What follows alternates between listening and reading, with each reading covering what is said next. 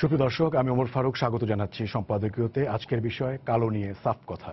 আর এ নিয়ে আলোচনার জন্য আমাদের স্টুডিওতে উপস্থিত আছেন, আমার একদম ডানে উপস্থিত আছেন শুল্ক গোয়েন্দা ও তদন্ত অধিদপ্তরের মহাপরিচালক ডক্টর মইনুল খান, এবং তারপরে উপস্থিত আছেন ট্রান্সপারেন্সি ইন্টারন্যাশনাল বাংলাদেশ টিআইবির গবেষণা ও পলিসি পরিচালক মোহাম্মদ রফিক হাসান, এবং একদম ডান প্রান্তে উপস্থিত আছেন সুপ্রিম কোর্টের আইনজীবী ব্যারিস্টার মোকসেদুল ইসলাম।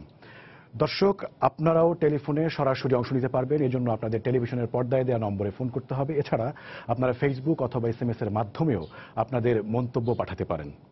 আমরা আলোচনা শুরুর আগে শিরোনামগুলো দেখে আসি। বনানীতে ধর্ষণ মামলার আসামি সাফাতের গাড়ি চালক ও দেহরক্ষী গ্রেপ্তার। গুলশানে আপন জুয়েলার্সের শোরুমে অভিযান, দিলদার সহ সব মালিককে তলব।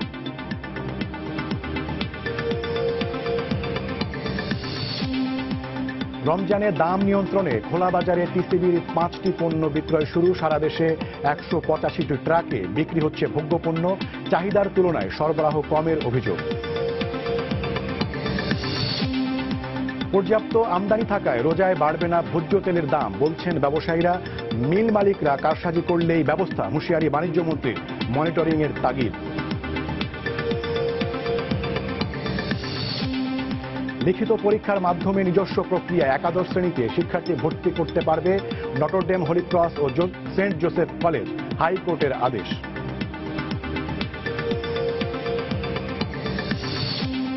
এবং বৃষ্টিতে এডিস মশা বাড়ায় সারা দেশে চিকুনগুনিয়া ভাইরাস জ্বরের প্রকোপ। বেশি করে পানি খাওয়ার পরামর্শ চিকিৎসকদের, হাসপাতালে বিশেষ নির্দেশনা।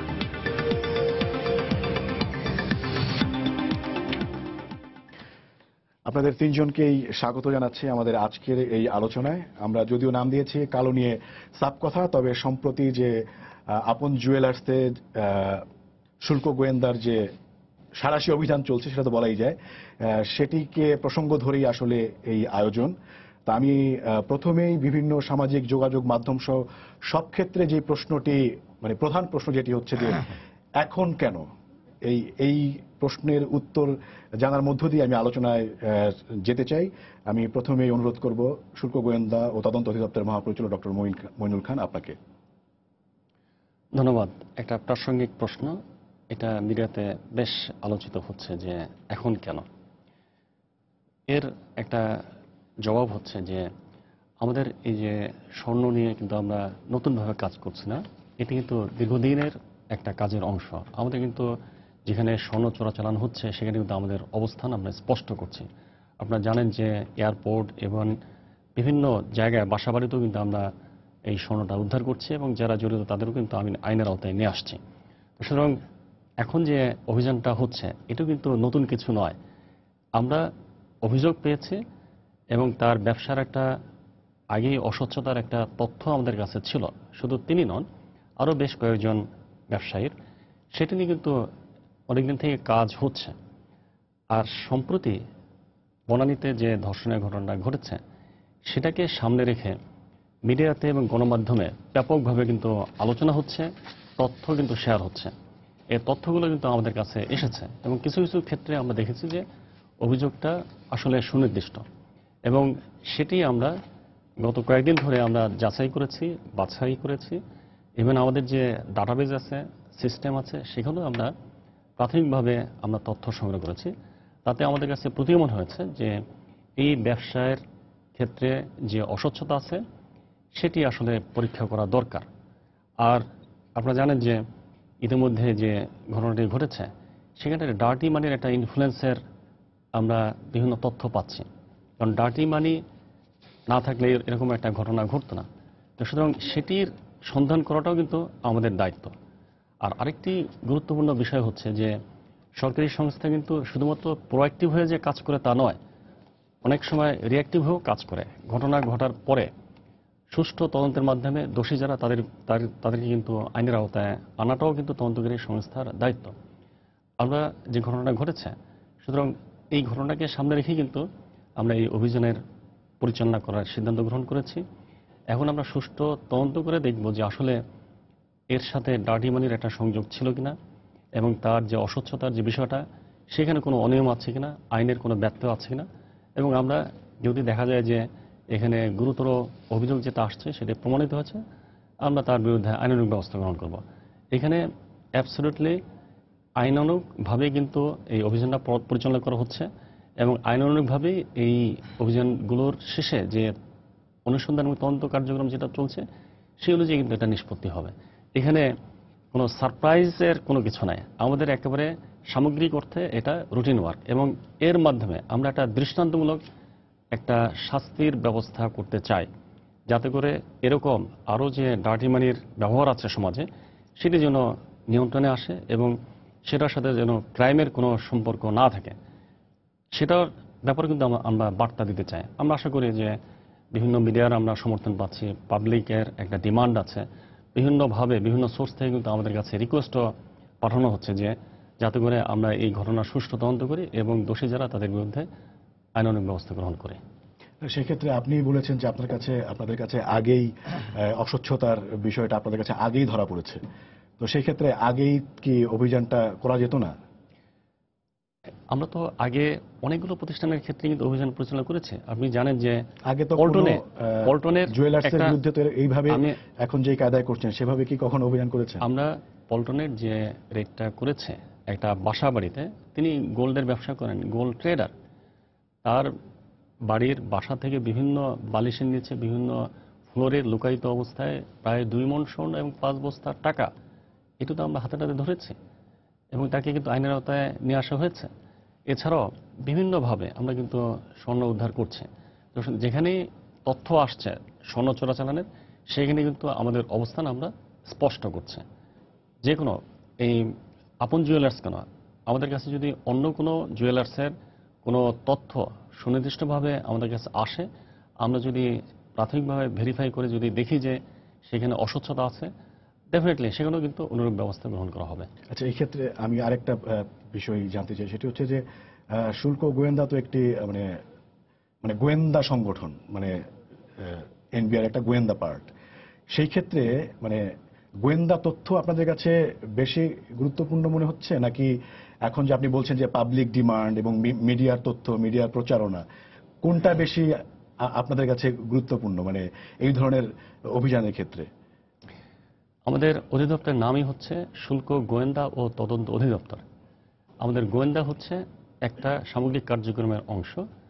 আমাদের ইনভেস্টিগেশন এবং এনফোর্সমেন্ট, এই তিনটারই কিন্তু আমাদের ক্ষমতা দেওয়া হয়েছে।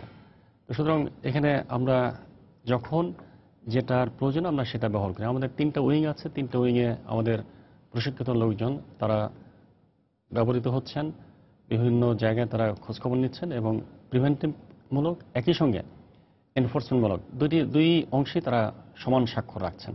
আর আরেকটা কথা জাস্ট বলা দরকার, সেটি হচ্ছে যে ইন্টেলিজেন্সের কিন্তু বিভিন্ন সোর্স থাকে। একটা হচ্ছে নিজস্ব নেটওয়ার্ক, আর হচ্ছে পার্টনারশিপের নেটওয়ার্ক, আর হচ্ছে কাভার্ড নেটওয়ার্ক, আর এটা হচ্ছে ওপেন সোর্স। মিডিয়ার যে তথ্য, বিভিন্ন ওপেন সোর্সে যে তথ্য, সোশ্যাল মিডিয়াতে যে তথ্য আছে, সেটাও কিন্তু source of information, and that could also be used for intelligence. যে তথ্যটা পত্রপত্রিকা আসছে, যে তথ্যটা মিডিয়াতে শেয়ার হচ্ছে, এটাও কিন্তু সোর্স অফ ইন্টেলিজেন্স। সুতরাং প্রায়শই আমরা এই ধরনের ইনফরমেশনটাকে ইন্টেলিজেন্স পারপাসে আমরা কাজে ব্যবহার করি।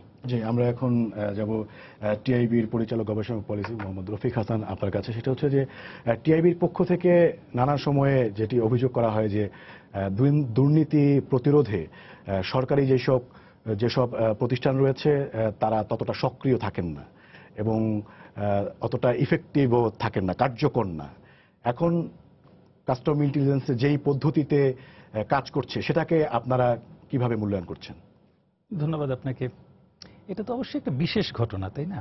মানে জিনিসটা প্রথমেই উনি যেটা বলেছেন যে সোশ্যাল মিডিয়া থেকে আরম্ভ করেছে, সবকিছুতে একটা ব্যাপক আলোড়ন সৃষ্টি করেছে। তার পরিপ্রেক্ষিতে এই ঘটনাগুলো ঘটছে এবং সিরিজ অফ মানে পেছনের খবর সামনে চলে আসছে, তাই না? প্রথমে আমরা জানলাম যে কেবলমাত্র 2জন তরুণী এরকম একটা অনেক দেরিতে একটা মামলা নিয়ে এসেছেন, তারপরে পরে আস্তে আস্তে অনেক কিছু আনআর্থ হতে লাগলো এবং একটা পর্যায়ে আপনি দেখুন উনি যেটা বলেছেন যে এই যে টাকাটা যে অবৈধ টাকা এবং অসৎ উপায়ে অর্জিত টাকা, এর সাথে যে অনিয়ম দুর্নীতি জড়িত, তার একটা প্রভাব কিন্তু এই ঘটনাটা ঘটার পিছনে রয়েছে। মানে একটা প্রতিবেদন এসেছে এর মধ্যে একটা মিডিয়াতে, the dark side of Dhaka city night life এই সম্পর্কে, এবং সেখানে যে তরুণ তরুণীরা যারা এই ধরনের বিত্তবান পরিবারের, তারা কিভাবে জীবনযাপন করছেন, এবং সেখানে ইভেন ইয়াবাকে কি ধরনের ইনফ্লুয়েন্স করছে সেটার সাথেও কিন্তু এই যে আপনি যেটা বলেছেন কালো টাকাটা জড়িত।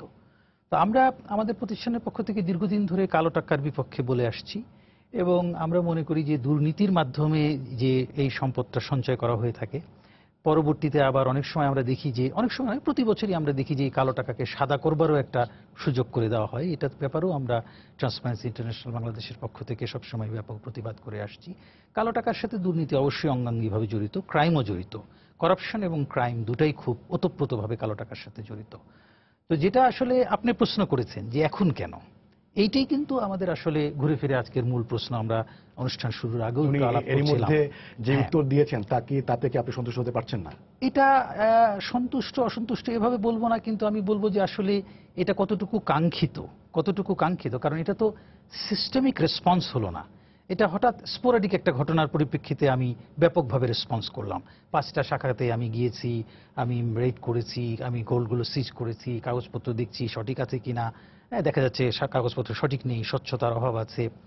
এটা একটা ঘটনা কেন্দ্রিক, অর্থাৎ আমি সারা দিলাম, বা যেটা আমাদের একটা ভাষা আছে না, টনক নড়া।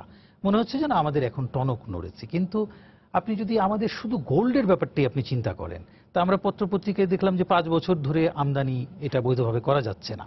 পার্সোনাল ব্যাগেজে হয়তো কিছু আসে, কিন্তু সারা বাংলাদেশে গোল্ডের ব্যবসার যে মার্কেটটা রয়েছে, সেটা কি পার্সোনাল ব্যাগেজে আসা গোল্ডের মাধ্যমে চাহিদা মেটানো সম্ভব? নিশ্চয়ই সম্ভব না। নিশ্চয়ই প্রচুর পরিমাণে গোল্ড এই অস্বচ্ছভাবেই বাংলাদেশে আসছে, এটা কিন্তু এই ধরনের পরিসংখ্যান দিয়ে প্রমাণ করে দেওয়া সম্ভব। এটার জন্য কিন্তু আপন জুয়েলার্সের 5টি শাখায় যে কাগজ দাবি করে বলার প্রয়োজন পড়ে না। এবং আপনি জানেন যে গোল্ডটা কিন্তু কেন দীর্ঘদিন ধরে নিষিদ্ধ, এটার সঙ্গে অর্থনীতিবিদরা এটা আরো ভালো বলতে পারবেন। আমরা সাধারণভাবে জানি যে এটা অর্থনীতির জন্য ক্ষতিকর, কারণ আমাদের যে অত্যন্ত মূল্যবান যে বৈদেশিক মুদ্রা রয়েছে, সেই বৈদেশিক মুদ্রা আসলে অনুৎপাদনশীল খাতে চলে যায়, গহনা তৈরি এর মতো একটা খাতে ব্যাপক টাকা কিন্তু এখানে ইনভেস্ট হয়ে যায়। আরো এছাড়া আপনার মানি লন্ডারিং বা ইত্যাদির সঙ্গে এটার কিন্তু ওতপ্রোত সম্পর্ক আছে।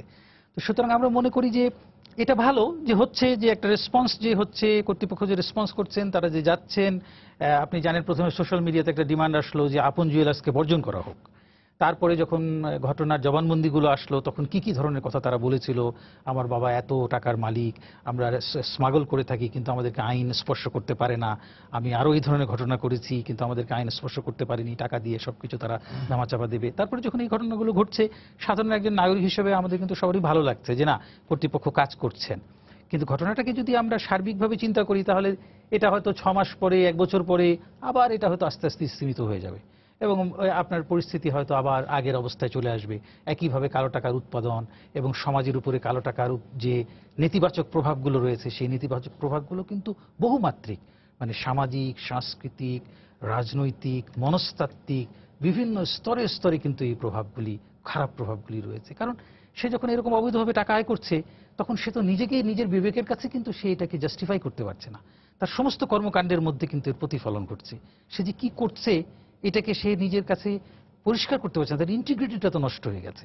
হ্যাঁ, সুতরাং তার প্রতিটা বিহেভিয়ারের মধ্যে এগুলোর প্রতিফলন ঘটছে, যেটা ওই ছেলেটি যেভাবে কথা বলেছে তার থেকে কিন্তু খুব স্পষ্ট। আবার আমি শুনেছি 2-1 জন বলেছেন তার বাবাও নাকি এই ধরনের কথা বলেছে, যে আমরা তো এরকম করে থাকি, এরকম এর বয়সে এরকম করে থাকি, আমিও এখন করে থাকি। আমি জানি না সত্য কি মিথ্যা এটা। তো তাহলে কোথায় তাদেরকে এই অর্থ এবং বিত্ত নিয়ে গেছে, এর একটা কিন্তু চিহ্ন, আলামত আমরা পাচ্ছি। এবং সেটাকে যদি আপনি নিয়ন্ত্রণ করতে চান, স্বাভাবিকতার দিকে আনতে চান, তাহলে এরকম একটা ঘটনার পরিপ্রেক্ষিতে 4-5টা আউটলেটে গিয়ে সিজ করা, এটা কিন্তু খুব অপর্যাপ্ত। এখানে কিন্তু আপনাকে সিস্টেমিক অ্যাপ্রোচ নিতে হবে। এবং আপনি যেটা বলেছেন যে আপনার গোয়েন্দা তথ্যগুলো নিশ্চয়ই সারা বছর একটা ধারাবাহিক কাঠামোর মধ্য দিয়ে আসে। তো আমি তাহলে যদি একজন সাধারণ নাগরিক হিসেবে বলি যে এটা তো বহু বছর ধরে আপনার নাকের ডগার উপরই ঘটছিল, আজকে আপনি মিডিয়া এবং সাধারণ মানুষের দাবির পরিপ্রেক্ষিতে গেছেন, আমি আপনাকে সাধুবাদ জানাই। আপনার এই উদ্যোগকে আমি আন্তরিকভাবে সমর্থন করি, আই রেসপেক্ট ইউ। কিন্তু আবার আমি এই প্রশ্ন করব যে সারা বছর আপনি যদি এটা করতেন, তাহলে তো এই জায়গাতে আমরা হয়তো আসতাম না। এই জায়গায় আসা থেকে আমরা অনেকখানি একজন দর্শক আছেন, safe তারপরে আমি ব্যারিস্টার মুকসিদুল ইসলাম আপনার কাছে আসবো, একটা প্রশ্ন নিয়ে আসি। দর্শক, আপনার পরিচয় দিয়ে প্রশ্ন করুন। আমি মিজান বলছি, অস্ট্রেলিয়া থেকে। মিজান রহমান মিজান। জি, মিজান রহমান মিজান ভাই বলুন। আমার প্রশ্ন হলো যে আজকে এখানে আপন জুয়েলার্সের মালিক আপনার অবৈধভাবে সোনা চালান করছে, তার বিরুদ্ধে যে কি করা হচ্ছে, অভিযান করা হচ্ছে, কিন্তু বাকি যে আরো জুয়েলার্সের মালিক আছে তারাও যেভাবে স্বর্ণ আনছে না, তার কি নিশ্চয়তা আছে নাকি? তাদের বিরুদ্ধে কি এরকম কোনো ইনভেস্টিগেশন করা হবে কিনা এবং তাদের যাচাই বাছাই করা হবে কিনা? জি, আপনাকে ধন্যবাদ ডক্টর মইনুল খান। আমরা আপনার কাছে আসবো, আমরা তার আগে একটু ব্যারিস্টার মুকসিদুল ইসলাম আপনার কাছে আসতে চাই। সেটি হচ্ছে যে মোহাম্মদ রফিক হাসান একটি পয়েন্ট যে তুলেছেন, যে উনি বলছেন যে স্বর্ণকে যদি আমদানি করতে দেওয়া হয় তাহলে বাইরে আমাদের যে বৈদেশিক মুদ্রা আছে সেটি চলে যাবে। কিন্তু এখন কি যেই আইনি যে কাঠামো আছে তাতে কি ঠেকিয়ে রাখা যাচ্ছে এই টাকা? স্বর্ণ তো আসছেই নাকি? আসলে ধন্যবাদ আপনাকে, এবং এটা আসলে একটা ভালো প্রশ্ন যে আসলে একটা এমন একটা খাতে এই টাকাটা ইনভেস্ট করা হয় তার মধ্যে কোনো সমাজের খুব একটা লাভ হয় না। আমি ব্যক্তিগতভাবে সোনা কেনার বাইরে আমি পছন্দ করি না সোনা কেনা এত বেশি। তো এখানে একটা কথা হচ্ছে যে সোনা কিন্তু আসা বন্ধ হয়নি। আমাদের যদি আমরা কোর্টে দেখি প্রায় কিন্তু সোনা আসছে, সোনা বিভিন্ন মাধ্যমে আসছে, বিশেষ করে এয়ারপোর্ট দিয়ে আসছে, এবং এমন ভাবে আসতেছে যেটা দেখে বেশ মনে হয় না যে সোনা আসে এতটুকু বন্ধ আছে। এবং এর সঙ্গে শুল্ক বিভাগ তো প্রায় দুই একজনকে ধরছে, নিশ্চয়ই তার মধ্যে থেকে কিছু ফাঁকফুঁকো বের হয়ে চলে যায়, নতুবা অত চেষ্টা করছে তারা কিভাবে। সুতরাং আমি মনে করি না যে শুল্ক বিভাগ ওখানেই তাদের দায়িত্বটা পালন করতেছে ওইভাবে, যেটা এয়ারপোর্টে তারা আরো ভাবে করতে পারতো। যদি 50টা আসে আপনি মনে করেন, তাই 50-এর মধ্যে 5টা ধরা পড়ে, 40টাই চলে আসে। যদি না হয় উল্টো দিকে চিন্তা করি যে না সবগুলোই ধরা পড়তেছে, তাহলে আসতেছে কেন? কেউ না কেউ পার করাচ্ছে বলেই তো আসতে পারতেছে। সুতরাং সোনা আসা এয়ারপোর্ট দিয়ে হোক বা অন্য পোর্ট দিয়ে আসা বন্ধ হচ্ছে বলে আমি মনে করছি না। আর অর্থ পাচারে যেটা ব্যাপার কথা বললো, সোনাই তো আর একমাত্র মাধ্যম না যার মাধ্যমে মানুষ অর্থ পাচার করছে, আরো অন্যান্য মাধ্যমও আছে যে মাধ্যমে অর্থ পাচার করতেছে। সুতরাং সোনা যে আসা বন্ধ আছে আমি মনে করছি না। আইনটা কি আমাদের পর্যাপ্ত? আইন যেটা আছে, আমি এটা দেখেন, আমি একজন আইনজীবী হিসাবে প্রায় কোর্টে এই কথাটা বলি, আইনটা শুধু পর্যাপ্তই না, আইনটা একটু বেশ কঠিন। এই আইনটা শুল্ক বিভাগের আইন দ্বারা আমরা নিয়ন্ত্রিত হই না, আমাদের স্পেশাল পাওয়ার অ্যাক্টে আমরা নিয়ন্ত্রিত হই, এবং এর জন্য সাজাও যথেষ্ট বেশি। সবচেয়ে মজার আজ পর্যন্ত কি মানে স্বর্ণ চোরাচালানের কোনো দৃষ্টান্ত আছে যেরকম মানে যাদেরকে আমরা বলি যে নেপথ্যে বা বড় রাঘব বোয়াল, এরকম সাজা হয়েছে? আমার জানা মতে নাই। আমরা যতগুলো এটা তো শুল্ক বিভাগে বলে দিতে পারবে যে তারা কি করছেন বা কাকে পাচ্ছেন কাকে পাচ্ছেন না। আমরা যাদেরকে কোর্টে পাচ্ছি তারা আপনারা সেখানে আসলে কি ধরনের ঘাটতি পাচ্ছেন? মানে এই যখন আদালতে প্লেস করছেন, আমি মনে করি যে মামলাগুলো পরবর্তীতে আর ওইভাবে পারসুই করা হয় না। এ ব্যাপারে আমি যদি উদাহরণ দিতে চাই তাও আমি দিতে পারি।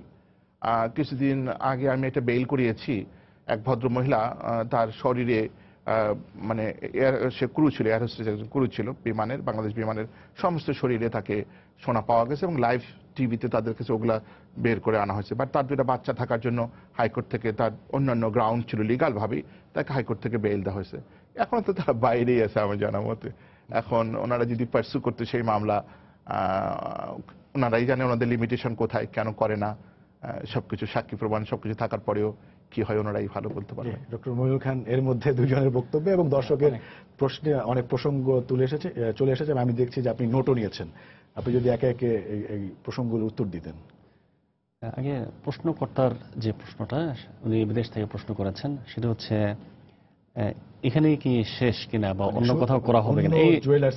এটা কিন্তু আমি প্রথমে কিন্তু বলেছি যে আমরা সুনির্দিষ্ট তথ্যের ভিত্তিতে কাজ করি, ইন্টেলিজেন্স যেটা আছে সেটি, এবং আরো গভীরে অনুসন্ধান করার পরে দেন এনফোর্সমেন্টটা হয়। এবং ইতিমধ্যে বলেছি যে গত 3 বছরে শুল্ক বিভাগ এবং কাস্টমস ইন্টেলিজেন্স কর্তৃক আটককৃত স্বর্ণের পরিমাণ প্রায় 3 টনেরও বেশি। কিন্তু তার আগের যদি আপনি 10 বছর বা 5 বছরের হিসাব নেন, সেখানে হয়তো 30 কেজিও হয়তো হবে না। কিন্তু কেন এত বাড়ছে এজন্য যে আমাদের সুশাসন প্রতিষ্ঠিত হয়েছে, আমাদের এনফোর্সমেন্ট কার্যক্রম যেটা আছে সেখানে আমাদের স্বচ্ছতা আমরা বাড়িয়েছি, আমরা প্রশিক্ষণ দিয়েছি, আমাদের নজরদারি বাড়িয়েছি, এবং অন্যান্য সংস্থাকে নিয়ে আমরা কাজ করছি, দেশি বিদেশি সবাইকে সম্পৃক্ত করেছি, এবং আমাদের একটা চমৎকার একটা নেটওয়ার্ক সৃষ্টি হয়েছে, যার ফলে এখন কিন্তু স্বর্ণ চোরাচালান অনেকাংশে নিয়ন্ত্রিত, বন্ধ হয়েছে। এটা আমরা দাবি করব না এবং করা উচিত হবে না, কারণ স্বর্ণ তো আসছে। এই যে আপন জুয়েলার্সের মতো এবং আরো অন্যান্য যেসব ব্যবসায়ী যারা অস্বচ্ছ ব্যবসার সাথে যারা জড়িত, নিশ্চয়ই এখানে একটা অংশ চোরাচালানের স্বর্ণ থেকে আসছে। কিন্তু সকল জুয়েলারি ব্যবসায়ী যে এই চোরাচালান কিন্তু স্বর্ণ ব্যবহার করে এটি কিন্তু নয়। কারণ অধিকাংশ ব্যবসায়ী কিন্তু স্বচ্ছতার সাথে ব্যবসা করেন। কারণ এখানে গোল্ডের সোর্স কিন্তু শুধুমাত্র চোরাচালান কিন্তু স্বর্ণ নয়, রিসাইকেলকৃত যে গোল্ডটা আছে, বিশেষ করে পূর্বপুরুষের যে গোল্ডটা আছে, এটি কিন্তু ওনারশিপটা চেঞ্জ হচ্ছে। আমি আমার ছেলেকে দিলাম, আমার মেয়েকে দিলাম, মেয়ে বা ছেলে তার ছেলে মেয়েকে দিল, এভাবে কিন্তু বংশ পরম্পরায় আমাদের সমাজের মধ্যে কিন্তু এই গোলটা রয়ে গেছে এবং এটা ওনারশিপ চেঞ্জ। আমি একটু বলি, আমি একটু বলি, এরপরে রিসাইকেল করে করছে। হ্যাঁ, এর পরবর্তীতে এটা একটা সোর্স। আর আরেকটা সোর্স হচ্ছে যে ব্যাগেজ রুলে কিন্তু এখন ইম্পোর্টের একটা সুযোগ আছে। যাত্রী ব্যাগের সুবিধায় 234 গ্রাম পর্যন্ত স্বর্ণ নিয়ে আসতে পারেন। এখানে তাকে ডিক্লেয়ার করতে হবে, তাকে ট্যাক্স দিতে হবে, নির্ধারিত ট্যাক্স দিলে কিন্তু তিনি নিয়ে আসতে পারছেন এবং সেটার পরিমাণ কিন্তু প্রায় 20 ভরি। এবং অনেকে হয়তো কিছু বা বাইরে যদি বিক্রি করে দেন, তার কিছু প্রফিট হচ্ছে, ইনকাম হচ্ছে, সেই ইনকামের জন্য অনেকে কিন্তু গোল্ড নিজে ব্যবহার না করলেও নিয়ে আসছেন, নিয়ে এসে স্থানীয় বাজারে বিক্রি করে দিচ্ছেন। সেটাও কিন্তু একটা সোর্স। আরেকটা সোর্স হচ্ছে বাংলাদেশ ব্যাংক, যে ব্যাংকে যে রক্ষিত যে স্বর্ণটা আছে, তারা কিন্তু এটি অকশনের মাধ্যমে বিক্রি করছেন এবং কারা কিনছেন? এই স্বর্ণ ব্যবসায়ীরা কিনছেন। তার মানে হচ্ছে যে এখানে বৈধ গোল্ডের সোর্স আছে, কিন্তু সবগুলো কিন্তু হিসাব থাকতে হবে এবং অনেকে হিসাব মেনটেন করছেন। কিন্তু এর আড়ালে কিছু কিছু ব্যবসায়ী কিন্তু আবার দেখা যাচ্ছে যে অস্বচ্ছতার হয়তো সুযোগ নিচ্ছেন এবং যে গোল্ডগুলো স্মাগল হয়ে আসছে তার একটা অংশ এই স্থানীয় বাজারে ঢুকে যাচ্ছে। কিন্তু হয়তো সকল গোল্ড কিন্তু গহনা বানানোর জন্য আসছে তা নয়। উনি খুব ভালোভাবে বলেছেন যে একটা পোর্শন ক্রাইমের সাথে কিন্তু সংযুক্ত হচ্ছে। আমরা সাম্প্রতিককালে জানছি, মিডিয়াতেও আসছে যে অর্থ পাচার হচ্ছে, এক যে ভলিউমে হোক অর্থ পাচার হচ্ছে, এটা আমরা হয়তো স্বীকার করতে অসুবিধা নেই। কিন্তু বাট কিছু কিছু ক্ষেত্রে তো অর্থ পাচার হচ্ছে। এখানে অন্যান্য ড্রাগ সহ বিভিন্ন রকম ক্রাইম ফাইন্যান্সিং হচ্ছে, অস্ত্রর ব্যবসা চলছে, বিভিন্ন রকম সমাজে অস্থিরতা আছে, ক্রিমিনাল ক্রাইম হচ্ছে। এই সকল কিছুর মূলে কিন্তু ডার্টি মানি। এই ডার্টি মানিটা একটা অন্যতম সোর্স হচ্ছে স্মাগলিং। এবং এখানে কিন্তু কোনো না কোনোভাবে গোল্ড কিন্তু জড়িয়ে পড়ছে। এই যে হুন্ডি বলেন, বিভিন্ন রকম বিভিন্ন অস্বচ্ছ যেসব লেনদেন আছে, সেখানে কিন্তু গোল্ডটাকে ট্রানজ্যাকশনের মাধ্যম হিসেবে ব্যবহৃত হয়। তো আমাদের উদ্বেগটা কিন্তু সেখানে। আর ব্যবসায়ীরা যারা গোল্ড ব্যবহার করছেন, এখানে সরকারের হয়তো তেমন কোনো লস হচ্ছে না, কিন্তু লস হচ্ছে তারা ট্যাক্সটা পাচ্ছে না। ট্যাক্সটা দুইভাবে ক্ষতিগ্রস্ত হচ্ছে। একটা হচ্ছে যে ইম্পোর্ট স্টেজে যে ট্যাক্সটা পাওয়ার কথা সেটি আমরা পাচ্ছি না, আর একই সঙ্গে ডোমেস্টিক্যালি যে গোল্ডটা ব্যবহার হচ্ছে সেই ডোমেস্টিক্যালি এখানে ভ্যাট আছে, আবার ইনকাম ট্যাক্সও আছে। তো ডোমেস্টিক ইম্পোর্ট স্টেজে যদি তার কাগজ না থাকে তাহলে এখানে তো সে শো করতে পারছে না, সে কিন্তু ডিক্লেয়ারও করবে না। ডিক্লেয়ার করলে তো সোর্স তার বলতে হবে। তো এই জন্য কিন্তু ইম্পোর্ট স্টেজে যদি সে স্মাগলিং করে গোল্ডটা নিয়ে আসে তাহলে কিন্তু তিনি ভ্যাটও ফাঁকি দিচ্ছেন, ইনকাম ট্যাক্সও কিন্তু ফাঁকি দিচ্ছেন। সুতরাং সরকার কিন্তু এই ব্যাপক রাজস্ব এখানে কিন্তু হারাচ্ছেন। আর একই সঙ্গে যারা অন্যান্য ক্রাইম ফাইন্যান্সিংয়ের সাথে জড়িত, তাহলে সেগুলো কিন্তু আমাদের নিরাপত্তাকে বিঘ্নিত করছেন। অপরিচালিত যে নিরাপত্তা, সেটা কিন্তু বিঘ্নিত করছে। সেটাও আমাদের একটা উদ্বেগের কারণ। আর ওনার যে প্রশ্নের জবাব সেটি হলো যে, যেহেতু আমরা আগেও বলেছি, যেখানে সুনির্দিষ্ট অভিযোগ পাওয়া যাবে সেখানে কিন্তু আমরা কাজ করব এবং আমাদের নেটওয়ার্ক আছে, আমাদের অনেকগুলো সোর্স আছে। ওপেন সোর্স হচ্ছে ওয়ান অফ দেম। আমরা এই ক্ষেত্রে উনি যেটা বারংবার বলার চেষ্টা করেছেন যে স্পোরেডিক যেন না হয়। আমরা কিন্তু সবসময় সিস্টেমেটিক ওয়েতেও কাজ করছি, যেটা সবসময় বলে আসছি যে প্রোঅ্যাক্টিভ হয়ে কাজ করছি। প্রোঅ্যাক্টিভ হয়ে যে কাজ করছে সেটা কিন্তু নজির আছে। শুল্ক গোয়েন্দা কর্তৃপক্ষ এককভাবে প্রায় 1 টনের বেশি স্বর্ণ গত 3 বছরে উদ্ধার করেছে। বহু রাঘব বোয়ালকে কিন্তু আইনের আওতায় নিয়ে আসছে। উনি যেটা বলেছেন যে সাজার হয় না, একেবারে দৃশ্যমান সাজা হয় না, বাট আমার কাছে তথ্য আছে, মিডিয়াতেও এসেছে, চট্টগ্রামে ইভেন ঢাকাতে যাবজ্জীবন জেলের ঘটনা কিন্তু ঘটছে। রাঘব বোয়ালও কিন্তু ধরা পড়েছে। আপনি আপনি বলেছেন যে পার্সিউ করা হয় না যে। আচ্ছা, এখানে একটু দায়িত্বের ক্ষেত্রে একটা সীমাবদ্ধতা আছে এবং সীমারেখা আছে, সেটি স্পষ্ট করা দরকার। উনি বলেছেন যে শুল্ক বিভাগ এটা করছেন না। শুল্ক বিভাগের কিন্তু কাজের ক্ষেত্রে আইনের দ্বারা বিভাজন আছে, কার কি রেসপন্সিবিলিটি।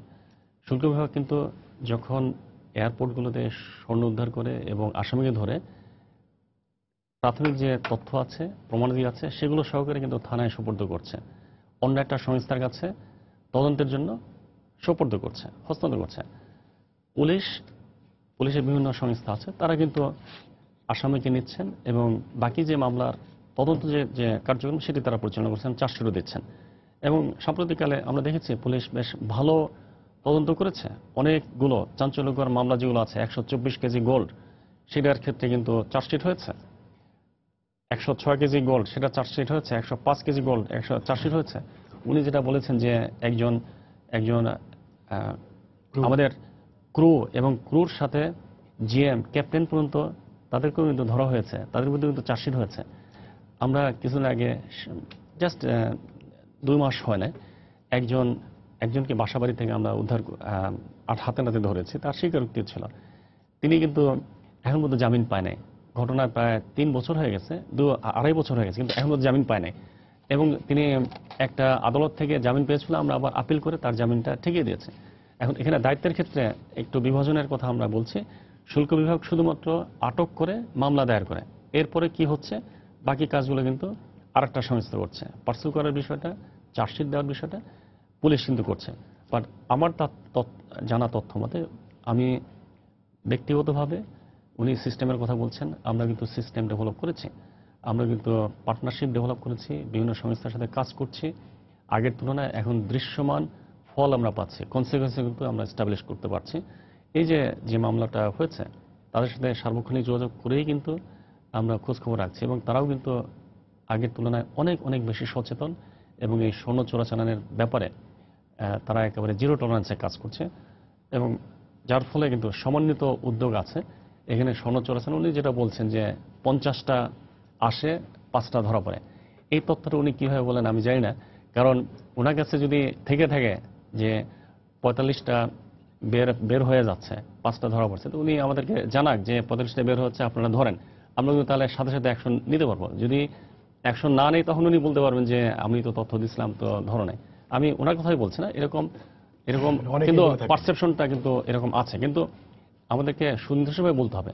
তবে আমাদের যেহেতু নেটওয়ার্কটা এখন আগের তুলনায় অনেক বেশি সচেতন, স্ট্রং, আমাদের এখন নেটওয়ার্কে কিন্তু কম ধরা পড়ছে, আমাদের ভলিউম কিন্তু কমে গেছে। এখন ঝুঁকি নিয়ে কিন্তু মানুষ পেটের ভিতর করে, রেকটামের ভিতর করে বিভিন্ন ঝুঁকি নিয়ে কিন্তু স্বর্ণগুলো আনছে।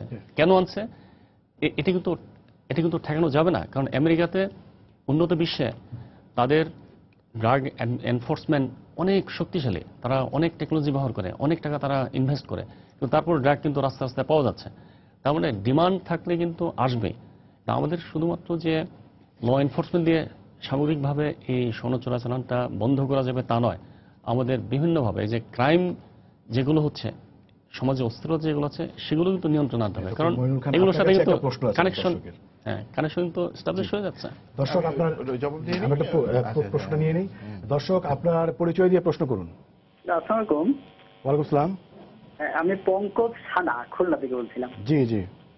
আজকের এই ছাপাতের ঘটনার জন্য যে এই বিষয়টা ধরা পড়লো আমাদের জনগণের সামনে, তো ছাপাতের ঘটনাটা এই বেরিয়ে না আসলে, না ঘটলে, তাহলে কি আমিন জুয়েলার্সের বিরুদ্ধে এই অ্যাকশন নেওয়া হতো? জি, উনি বলছেন যে মানে রেন্ট্রি হোটেলে যে ঘটনা ঘটেছে সেটা না ঘটলে আসলে কি হতো, মানে যেভাবে চলছিল এখন, যে আপনারা আজকেই 208 কেজি, আজকে সন্ধ্যার যে তথ্য ধরেছেন, মানে এক সন্ধ্যায়, মানে এই ধরনের ঘটনা তাহলে হতো না। এবং মানে অন্যান্য যেসব জুয়েলার্স আছে সেগুলি বলছেন যে আপনারা সুনির্দিষ্ট তথ্য পেলে তারপরে সেগুলোতে ব্যবস্থা নেবেন। তার মানে হচ্ছে যে এখনো কি অন্যরা কি পার পেয়ে যাওয়ার একটা? Definitely not. আমি আগে কিন্তু বলেছি, আমার ইন্ট্রোডাক্টরি বক্তব্যে কিন্তু স্পষ্ট করে বলেছি, আমরা কতিপয় ব্যবসায়ীর, ইনক্লুডিং আপন জুয়েলার্সের কাছে, আমাদের কাছে তথ্য ছিল, এটা নিয়ে কিন্তু কাজ হচ্ছিল।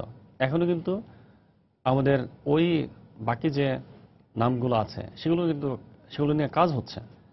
সুতরাং কাজ কিন্তু চলমান, এবং এখনকার যে ইন্টারভেনশন অভিযান, এটি কিন্তু আমাদের রুটিন ওয়ার্কের অংশ। যেহেতু এরকম সামাজিক গণমাধ্যমে এবং সামাজিক মিডিয়াতে যে তথ্যটা আসছে, এটি যেহেতু স্পেসিফিক্যালি আসছে, এটি আমরা আগের তথ্যের সাথে আমরা মিলিয়ে দেখেছি, এবং আমরা দেখেছি যে এখানে একটা পরিস্থিতি সৃষ্টি হয়েছে। সুতরাং আমরা অ্যাপ্রোপ্রিয়েট টাইমে আমরা অ্যাপ্রোপ্রিয়েট অ্যাকশনটা আমরা নিয়েছি। এভাবে আরও যেসব তথ্য আছে, আরও যেসব ব্যক্তির অস্বচ্ছ হিসাব আছে, সেগুলো কিন্তু আমরা কাজ করছি। সেগুলো কিন্তু আমাদের বলতে পারেন যে মানে এরকম এটি যেহেতু একটা গোয়েন্দা তথ্য, এটি আসলে পাবলিকলি শেয়ার করা ঠিক হবে না। তবে আমরা কিন্তু কাজ করছি। আমাদের কিন্তু একটা কাজ করার ক্ষেত্রে তো আস্থারও জায়গা আমরা তৈরি করছি। কারণ আপনি দেখেন যে আমরা কিন্তু যখন কাজ করি তখন কিন্তু সবাইকে সম্পৃক্ত করেই কাজ করে, মিডিয়াকে সম্পৃক্ত করে কাজ করছে, যাতে করে তারাও কিন্তু দেখতে পায় আমরা কি কাজ করছি, কিভাবে কাজ করছি, কত সীমাবদ্ধতার মধ্যে আমরা কাজ করছি। যে আপনি কিছু যোগ করতে চাচ্ছিলেন। আমি এটি যোগ করতে চাচ্ছিলাম সবার আগে, যে উনি বললে যে আমি ওনাকে তথ্য দেই বা জনগণ ওনাকে তথ্য দেয়। এখানে আসলে আমরা আসলে পক্ষ প্রতিপক্ষ আমরা শাস্তি চাচ্ছি না, তাই আমি ভাবছি যে আমরা সবাই এক ফ্লোরেই কথা বলতেছি। তথ্য দেওয়ার দায়িত্ব বোধহয় আমারও না বা জনগণেরও না। আর আমি যখন ওই 50 এবং 45 বলেছি, এটা উল্টাটাও হতে পারে। আমার এখানে মোরাল যেটা ছিল যে আসছে, হয়তো বা 50টা ধরা পড়ছে, বা একটা পড়তেছে না, বা 50টাতে একটা ধরা পড়তেছে, দুটো একটা, vice versa. I am not here saying that this is the statistics. আমি বলছি যে আসছে। আরেকটা কথা উনি বারবার বলছেন যে তথ্যপাত্রের ভিত্তিতে উনি করেছেন, জনগণ এটা খাচ্ছে না। আমি ব্যক্তিগতভাবে যেটা মিডিয়াতে দেখতেছি এবং সবকিছু মিলে দেখতেছি, আপন জুয়েলার্স কিন্তু এটা ছোটখাটো কিছু না।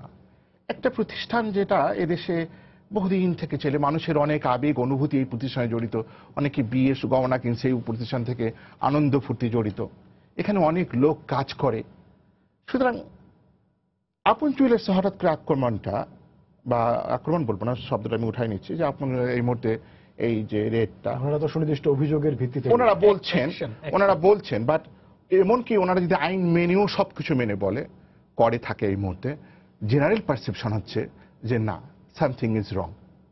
এটা হলো এক নম্বর কথা। 2 নম্বর কথা, আপনাকে একটা জিনিস মনে রাখতে হবে যে এই যে আমরা একটা ঘটনার পরিপ্রেক্ষিতে এখানে আসতেছি, আপনাদের সবার মনে আছে বোধহয় একটা এমপি, লিটন নাম ছিল, সুন্দরগঞ্জের এমপি, একটা ছেলেকে গুলি করেছিল, তখন পেপারে পত্রিকায় সব জায়গায় দেখাচ্ছিল। আমি তার লয়ার ছিলাম এবং আমি তাকে বেইল করিয়েছিলাম। সেই সময় আমি প্রতিদিন আপনাদের মিডিয়াতে এসেছি। সেই সময় তার যে সন্দেহটা ছিল যে তাকে আক্রমণ করতেছে, তার পরিপ্রেক্ষিতে সে নিচে একটি গুলি করেছে, সেই গুলিটা বাচ্চাটার ওখানে অত সকালবেলা কোত্থেকে আসলো, যেভাবেই হোক না কেন, আমিও ওই সেখানে, বাট তার ধারণাটা কিন্তু সত্য প্রমাণিত হয়েছে জীবন দিয়ে, যে something is সামহার wrong, he was under some kind of influence. এখন যতক্ষণ পর্যন্ত রায় হয়নি, যতক্ষণ পর্যন্ত বিচার হয়নি, ততক্ষণ পর্যন্ত আপন জুয়েলার্সের ছেলেকে জড়িয়ে যেসব কথাবার্তা বলা হচ্ছে সেটা কতটা যৌক্তিক, এবং সেই যৌক্তির উপর ভিত্তি করে তার বাপকে পানিশমেন্ট দেওয়া হচ্ছে কিনা, এইটা একটু আমাদের ভেবে দেখতে হবে। যে আমার সন্তান একটা কাজ যদি করে থাকে, সেটা বিচার হবে, পানিশমেন্ট হবে। আমার যেটা কথা হলো যে এইভাবে আমরা কি কোনো প্রকার কোনো প্রকার হটকারিতার সুযোগ নিচ্ছি কিনা, আমাদের হলো প্রশ্নটা। যে বাবা মা মানে সমাজে যদি কোনো দুর্নীতিগ্রস্ত ব্যক্তি যদি বড় প্রতিষ্ঠান গড়ে তুলেন এবং সেখানে যদি হাজার হাজার লোক কাজ করেন, তাহলে কি সেই প্রতিষ্ঠানের বিরুদ্ধে ব্যবস্থা নেওয়া যাবে না? টিআইবি তাই মনে করছে। আমি এক জায়গায় উল্লেখ করেছিলাম যে প্রথমে কিন্তু ফেসবুকে এটা আহ্বান এসেছিল যে আপন জুয়েলার্সকে বর্জন করুন। ওই সময় কিন্তু আমারও ব্যক্তিগত মনে হয়েছে যে ব্যক্তিগতভাবে ঠিক উনি যে কথাটা বলছেন যে আসলে একজনের দায়ে আরেকজনকে আসলে শাস্তি দেওয়া হচ্ছে কিনা। আপন জুয়েলারির মালিক তো শুধুমাত্র তার বাবা নয়, আরো কয়েকজন, উনি অন্যতম মালিক, এটা আমরা শুনেছি। একটা প্রতিষ্ঠানের সাথে অনেকের চাকরি বাকরি ইত্যাদি জড়িত আছে। কিন্তু তারপরেও আমি বলবো যে যখন এই জিনিসগুলো আনআর্থ হয়েছে, যে এটা স্টিল এটা অ্যালিজডলি, অবশ্যই এতে কোনো সন্দেহ নেই যে অভিযোগ আকারে সব বিষয়টা পুরোপুরি আছে। কিন্তু যে অভিযোগের পরিপ্রেক্ষিতে আজকে আপন জুয়েলার্সে যাওয়া হলো এবং যেটা পাওয়া গেল, সেটা নিয়ে কিন্তু এখনো পর্যন্ত সন্দেহের খুব একটা অবকাশ নেই। ওনার একটা সময় বেঁধে দিয়ে এসেছেন, 17 তারিখ পর্যন্ত উনি বলছিলেন। এর মধ্যে তারা যদি কাগজপত্র দেখাতে পারে তাহলে কিন্তু তারা অবশ্যই এই অবস্থা থেকে সরে আসতে পারবে। আর যদি ব্যর্থ হয় তাহলে ওনারা যেটা সন্দেহ করেছেন এখানে অস্বচ্ছতা আছে, এই ঘটনাগুলোকে উনি যেভাবে বলছেন ঠিক পুরোপুরি সেভাবে দেখার অবকাশ আমার মনে হয় না যে রয়েছে। এটা রেসপন্স করা হয়েছে এবং এই রেসপন্সটা সোশ্যাল রেসপন্স এবং এর মধ্যে একটা সোশ্যাল সাইকোলজি কাজ করছে। এটাকে কিন্তু খুব নিগেট করবার বা বিরোধিতা করবার কিছু নাই, এটা হওয়া উচিত।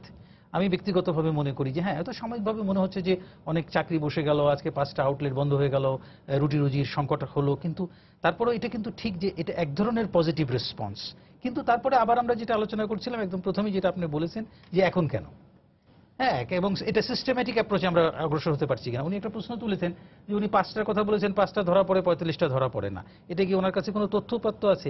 আসলে এইরকম তথ্য উপাত্ত দিয়ে তো আমরা কোনোদিনই দুর্নীতির কথা বলতে পারবো না। আমরা দুর্নীতিবাজ কি সবসময় কি তথ্য উপাত্ত রেখে যান? এটা আমাদের পারিপার্শ্বিকতা, সমস্ত ঘটনা ইত্যাদি বিচার করে বলতে হয় যে দেখুন ওই যে সারা বাংলাদেশে এই সোনার মার্কেটটা কতখানি, এইটাই যদি আপনি এস্টিমেট করেন তাহলে আপনি বুঝতে পারবেন এইটাকে ফিট করবার জন্য ওই যে বংশ পরম্পরায় বা রিসাইক্লিং এর যে সোনাটা আছে সেটা কত পার্সেন্ট ফুলফিল করছে, 40% করছে, 50% করছে। বাকি 50% সোনা যে ওই যে বলেছেন 20 ভরি নিয়ে আসতে হয়, এই 20 ভরি দিয়ে কি এই ব্যবসাটা চালানো, এই মার্কেটটা চালানো সম্ভব? এটা ভায়াবল না। এর জন্য অবশ্যই চোরাচালানের মাধ্যমে সোনা আসতে হবে। এর জন্য আমাকে যদি বলা হয় রফিকুল হাসান আপনি প্রমাণ দেখান, আমি তো সাক্ষাৎ কোনো প্রমাণ দেখাতে পারবো না, কিন্তু এই যুক্তিগুলি দ্বারা আমরা কিন্তু জিনিসটাকে এস্টাবলিশ করতে পারবো। আর আজকে যখন আপনি বললেন একটা আউটলেটে যেই যদি আপনি 208 কত 208 কেজি 208 কেজি হ্যাঁ, আজকে 208 কেজি একটা আউটলেটে গিয়ে আপনি কাগজপত্র ছাড়া পাচ্ছেন, তাহলে ওই যে আমাদের গ্রামের ভাষায় যে কথাটা বলে যে ওই হাড়িতে একটা চাল টিপলেই তো বোঝা যাচ্ছে যে পুরো হাড়ির অবস্থা কি। একজন তো প্রশ্ন করেছেন যে আপনারা তো আপন জুয়েলার্সে গিয়েছেন, তো বাকি জুয়েলারিগুলিতে আপনারা যাচ্ছেন না কেন? আমাদের ওই দর্শকের মতো আমাদেরও ধারণা সাধারণ নাগরিক হিসেবে যে বাকি জুয়েলারিতে গেলে পারেও এরকম অস্বচ্ছ অনেক কিছু পাওয়া যাবে। তো সুতরাং টোটাল ঘটনাটাকে উনি আইনের দৃষ্টিতে অবশ্যই আমি ওনার বক্তব্যকে আমি শ্রদ্ধার সাথে দেখি যে যতক্ষণ পর্যন্ত একজন অভিযুক্ত, ইনি একজন অভিযুক্তই, আমরা কিন্তু তাকে শাস্তি দিতে পারবো না যতক্ষণ পর্যন্ত অভিযুক্ত এখনো তো শাস্তি দেওয়া হয়ও নাই। হ্যাঁ, হয়নি। শুল্ক গোয়েন্দা কি এখনো শাস্তি দেয়নি? যে পদক্ষেপটা শুল্ক গোয়েন্দা অধিদপ্তর নিয়েছে, আমি একটু ব্যারিস্টার সেটা ডক্টর ইসলামের কাছে জানতে চাচ্ছি, শুল্ক গোয়েন্দা আপনার কি মনে হচ্ছে যে এরই মধ্যে আপন জুয়েলার্সের মানে শাস্তি দেওয়া হয়ে গেছে? না, আমি যেটা মনে করি যে এটা একটা সবচেয়ে দুঃখজনক আমাদের সমাজে, বিশেষ করে কথাটা সম্পূর্ণরূপে শুল্কর বিপক্ষে বা ওনার বিপক্ষে বা আমার বিপক্ষে বা মিডিয়ার বিপক্ষে, এ কারোর পক্ষে আমি বলতে চাচ্ছি না। জেনারেল পারসেপশনটা কি, এই যে ঘাতক ও হচ্ছে কি যেন শব্দটা হচ্ছে কি, ধর্ষক, একদম ছবি সহ আসতেছে। এটা কিভাবে বলতেছে মানুষ, কিভাবে আপনারা দেখাচ্ছেন, কিভাবে আপনারা লিখতেছেন, কার ভিত্তিতে লিখতেছেন? এটা তো আমি বলছি না এর পক্ষে বা বিপক্ষে, আসুক না কোর্টে, প্রমাণ হোক না, তারপর না হয় বলি। এখন সামাজিকভাবে প্রতিটা ক্ষেত্রে আমরা কিছু দেখতেছি যে কোনো একটা কিছু বাইরে থেকে প্রকাশ পেলে আমরা ধরে নিচ্ছি এটা হয়ে গেছে। এই কান কথায় কান দিয়ে চিলের পিছিয়ে দৌড়াচ্ছি, কানটাতে হাত দিয়ে দেখছি না আমার কানটা আসে না নাই।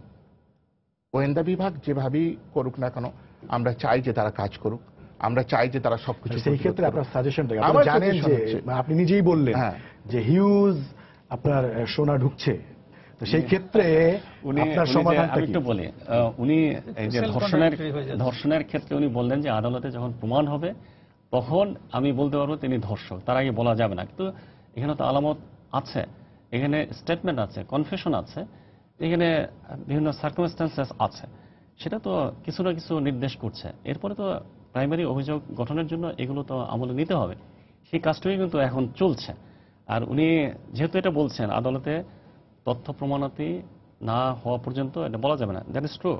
কিন্তু এটা যদি সত্যি হয় তাহলে উনি যে এটা বললেন যে পারসেপশন হচ্ছে 50টা বের হয়ে যাচ্ছে, 5টা ধরা পড়ছে, এর যে অনুমান আছে, অনুমানের কিন্তু একটা ভিত্তি থাকা দরকার। কিন্তু বাট আমার কাছে যে তথ্যটা আছে এটা কিন্তু তথ্য, আমার কাছে যে বিষয়টা আছে এটা কিন্তু একেবারে তথ্য যে আমি গত 3 বছরে 1000 কেজি 1100 কেজি গোল্ড আমরা উদ্ধার করেছি এবং 100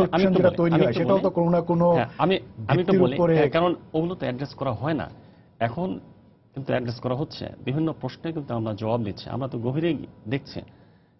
যেটা হচ্ছে যে আমরা গত 3 বছরে প্রায় 1100 কেজির মতো গোল্ড ধরেছি এবং প্রায় 150 লোককে অ্যারেস্ট করেছে, আইনের আওতায় আনা হয়েছে। কিন্তু আমরা যদি পিছনে আমরা দেখি তাহলে আমার এই দপ্তরেই হয়তো 10 কেজি গোল্ড উদ্ধার করেন নাই। অথবা করতে পারে নাই, অথবা অন্য জায়গায় ফোকাস হয়তো তাদের ছিল, অগ্রাধিকার ছিল, তাহলে এটা হচ্ছে তথ্য। আমি তো স্ট্যাটিস্টিক্স দিয়ে আমি যদি তুলনা করি, তাহলে এটা হচ্ছে আমার কাছে একটা ভিত্তি। কিন্তু আমি যদি বলি যে হ্যাঁ 50টা বের হয়ে গেছে, 5টা ধরা পড়ছে, না, আর আপনি 50 না হতে একটা- 1000টাও হতে পারে, এই জায়গাতে বা আপনার 10টাও হতে পারে, তাই না? clarification এটাও তো দরকার। পারসেপশনের এটা একটা কিন্তু বিষয়, বলা হচ্ছে পারসেপশনের না। একটা আর একটা কথা উনি যেটা বললো, কিন্তু আমার মনে ভিত্তি হয় থাকা যে উনি দরকার। বারবার একই জিনিস রিপিট করতেছে আমার মনে হচ্ছে। উনি যেটা বললো যে সাক্ষ্য প্রমাণ হয়েছে, আমি যদি নিজেই বলি যে আমি ওনাকে খুন করেছি, তার মানে আমি খুনি তা কিন্তু না। হ্যাঁ, দ্যাটস ট্রু, দ্যাটস ট্রু। কিন্তু কোর্ট সেটা সিদ্ধান্ত নেবে যে আমি খুন করেছি কি করিনি। আমি অনেকে আরেকজনকে বাঁচানোর জন্য বলতে পারি আমি ওকে খুন করেছি। বিভিন্ন ঘটনাই ঘটতে পারে। এখানে একটা ঘটনা ঘটেছে যার জন্য তার বাবার প্রতিষ্ঠানকে যেভাবে যেভাবে যাওয়া হয়েছে, সেটা আমি মনে করি যে হয়তো বা যেভাবে সবাই প্রশ্ন করতেছে, এই প্রশ্নটা আমারও, যে এই আপন জুয়েলার্সে শুধু এই জন্যই যাওয়া হয়েছে যে তার ছেলে বা তার ছেলের বন্ধুরা এই সঙ্গে জড়িত হয়েছে বলে তখন এখনই যাওয়া হয়েছে। কোনো না কোনো উপলক্ষ তো লাগে। উপলক্ষ। আমরা একদম শেষ পর্যায়ে চলে আসছি, আর কয়েক মিনিট আগে আপনি আপনাকে দিয়ে আমি শেষ করে দিব। কেন মানে এই প্রসঙ্গটা কেন বারবার আসছে? ডেফিনেটলি এটার তো একটা সংযোগ আছে, কারণ এখানে যে হোটেলে যে ঘটনা এবং সার্কামস্টেন্সেস আছে, সেখানে ডার্টি মানির ব্যবহার হয়েছে। আজকে আমরা ওই হোটেল থেকে আমরা মদ উদ্ধার করেছি, কিন্তু তার আগে কিন্তু মিডিয়াতে আসছে যে এখানে ইয়াবা এবং মদের ব্যবহার হয়েছে।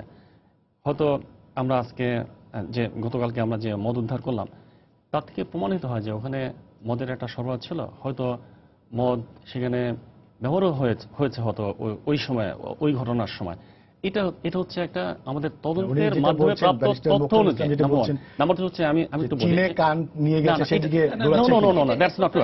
এটা হচ্ছে এই প্রমাণ। আমি বলছি যে এই সার্কামস্টেন্সেস কি নির্দেশ করছে। আর সেখানে একটা ডার্টি মানির ব্যবহার হয়েছে, ইয়াবার ব্যবহার হয়েছে, এখানে রুম ভাড়া করে যে টাকাটা দেওয়া হয়েছে সেটা আচ্ছা। আরেকটা হচ্ছে যে অলরেডি স্টেটমেন্ট আসছে যে আমার বাবা চোরাচালান করে 100 কোটি টাকা দিলে সেটা পার পেয়ে যাবে, এই ধরনের যে কথাবার্তা আসছে, তিনি চোরাচালানের সাথে জড়িত, সুতরাং তাকে কেউ তিনি ধরাছোঁয়ার বাইরে, এই তথ্যটা আসছে। সুতরাং এগুলো তো সার্কামস্টেন্সেস নির্দেশ করছে যে বিষয়গুলো তো খতিয়ে দেখা দরকার। সুতরাং আমাদেরকে এই পাবলিক ডিমান্ডের প্রতি আমাদের শ্রদ্ধা রাখতে হবে, আমাদের সম্মান প্রদর্শন করতে হবে। সরকার তো পাবলিকের জন্য সরকার, পাবলিক ডিমান্ড যে অন্যান্য জুয়েলার্স অবশ্যই সেখানেও আমরা যাব, আমরা প্রোভাইডেড যে সুনির্দিষ্ট আমরা তথ্য যেগুলো যাচাই বাছাই হচ্ছে, এটি আমরা স্বতঃসিদ্ধভাবে আমরা কনক্লুশন আসার পরেই কিন্তু আমরা পরবর্তী কার্যক্রম আমি যেটা বলবো যে উনি কিন্তু অনেক ইতিবাচক পদক্ষেপের কথা বলেছেন, এটা কিন্তু আমাদের অ্যাপ্রিশিয়েট করতে হবে যে গত 3 বছরে যে পরিমাণে স্বর্ণ ধরা পড়েছে আগের বছরগুলোর তুলনায় সেটা অনেক বৃদ্ধি পেয়েছে। আরেকটা উনি বলেছেন যে ওনাদের অধিদপ্তর এবং পুলিশ বাহিনী উভয়ই বেশ সক্রিয়ভাবে কাজ করছেন। তবে উনি যে প্রশ্নটা তুলেছেন, আমার মনে হয় যে ওনাদের তদন্ত ফলো আপের জন্য যদি প্রাতিষ্ঠানিক এটা কাঠামো পরিবর্তনের প্রয়োজন পড়ে, আইনগত পরিবর্তনের প্রয়োজন পড়ে, তাহলে সেটা কিন্তু আমাদের করতে হবে, যাতে পুরো বিষয়টার নিষ্পত্তি ওনারা প্রথম থেকে শেষ পর্যন্ত করতে পারেন, যেমন এসিসি করে থাকেন, তাই না? মামলা পর্যন্ত ফলো আপ করা এবং শেষ পর্যন্ত ওনারা যেন যেতে পারেন, এই পরিবর্তনগুলো দরকার আছে। আর একটা জিনিস আমি বলবো যে আমাদের এই বনানীর ঘটনাটা কিন্তু একটা ওয়েক আপ কল। কারণ আপনি যে লাইফস্টাইলের কথা আমরা বলেছি, যে dark life of Dhaka city, night life, এটার সঙ্গে কিন্তু এমনকি জঙ্গিবাদও কিন্তু এর থেকে বিচ্ছিন্ন নয়। কারণ এখান থেকে ফ্রাস্ট্রেশনের মাধ্যমে যুবকরা এই দিকে যাচ্ছে। 10 সেকেন্ড সময় আছে, 10 সেকেন্ডের বেশি নেব না। আমার শুধু একটাই কথা, কোন নিরপরাধী যারা তারা যেন হ্যারাস না হয় আমাদের রাষ্ট্রযন্ত্রের মাধ্যমে। জি, সেটা নিশ্চয়ই আপনারা, শুধু এইটাই আমার কামনা। তাকে সেলফ ডিফেন্ড করার জন্য আমরা কিন্তু সুযোগ দিয়েছি, সময় দিয়েছি, আইনি প্রক্রিয়া মেনে আপনারা এটা করছেন, সেটা বলছেন। তাৎক্ষণিকভাবে সেটি বাংলাদেশ ব্যাংকে জমা দিতে পারতাম, কিন্তু সেটি করে নেই। তাদেরকে আমরা সুযোগ দিয়েছি, ডক্টর গ্রহণ করছেন। মইনুল খান, মোহাম্মদ রফিক হাসান এবং ব্যারিস্টার মুকসিদুল ইসলাম, আপনাদের তিনজনকে ধন্যবাদ। সবাইকে শুভেচ্ছা জানিয়ে শেষ করছি আজকের সম্পাদকীয়। আগামীকাল আবারও দেখা হবে, রাত 10টায় দেখার আমন্ত্রণ রইল। শুভরাত্রি।